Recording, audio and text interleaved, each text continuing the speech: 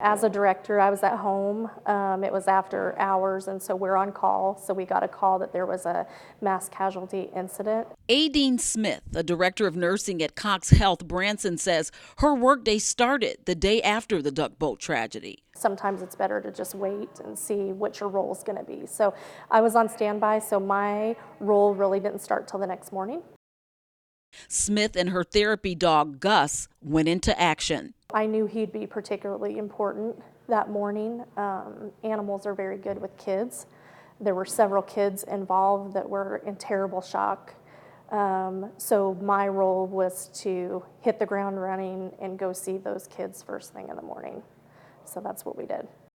She says she knew it was bad, but she soon learned it was worse than she expected. We had several people, but I was expecting a lot more people. It was unfortunate that we had more that passed away that made it to the hospital for us to care for, and that's always a difficult thing to swallow. I come from a trauma background, so I've seen a lot of terrible things in my experience as a nurse, but you don't really have to deal with the heavy emotional impact that this particular incident had.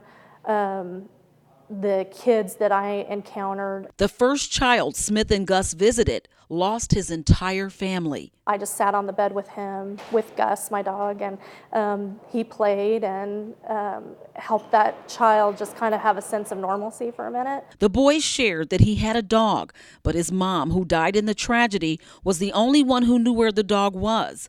Now his biggest concern was where he was going to live and would he be able to take his dog. So our staff went into action, and social workers and everybody, and they were able to find his dog.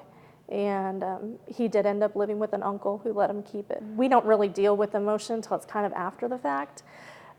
Some of the cases that we dealt with, you couldn't help but get emotional. 1 year later, Smith remembers. This little girl, her name is Alicia.